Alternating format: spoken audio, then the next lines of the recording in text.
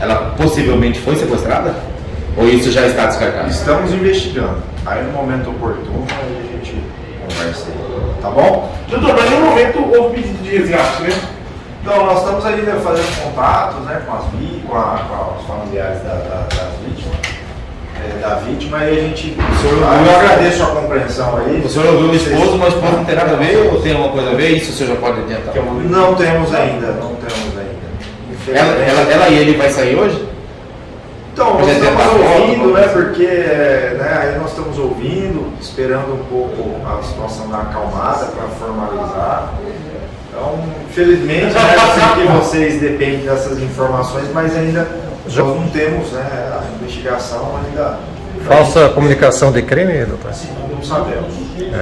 O senhor, quando fala que está esperando terminar essas diligências, o senhor tem mais ou menos uma noção de hora que...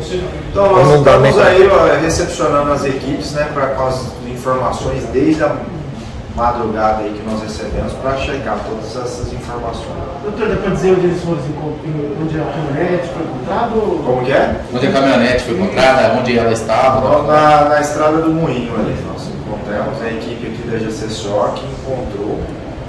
E ela que estava pilotando? Ela estava conduzindo a caminhonete.